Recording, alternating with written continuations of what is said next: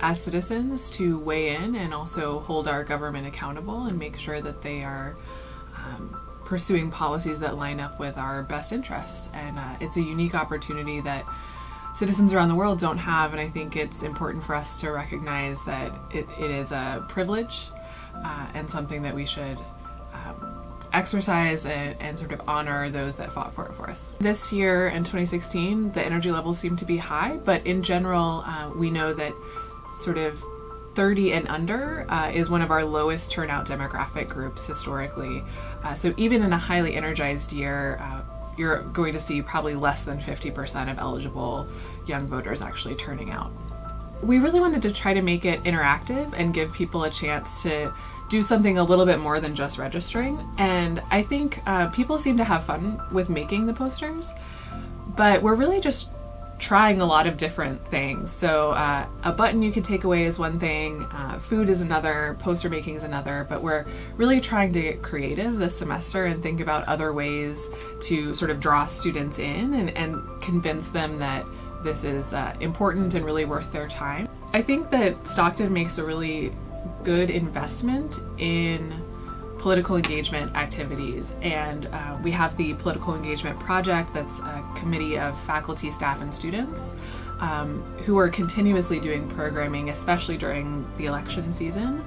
And I think that's pretty unique actually, and we get some nice funding support for that work, and so I think we're able to do more than many other institutions in the area. I think we have kind of an interesting student body where we have a lot of commuter students, and now we have the Galloway and Atlantic City campuses. So I think it's an interesting time for the university, and it means we have a lot of potential to keep growing these political engagement opportunities too.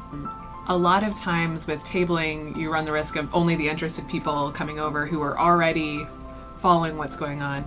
But I really do think it was almost a 50-50 split between people who thought they were registered, just wanted to confirm, but others who were like, I'm brand new to this whole process. I would really like to be involved.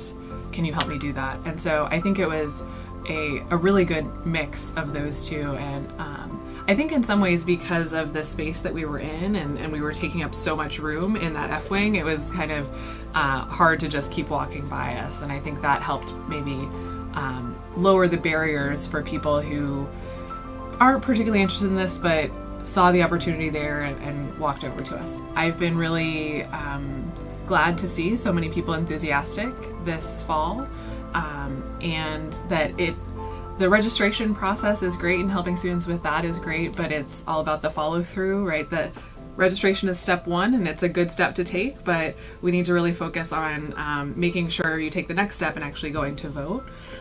So we'll be turning our attention some to that and trying to help people get out and vote, either by mailing in their ballots or by telling them how to get to the polling place and how we can help facilitate that.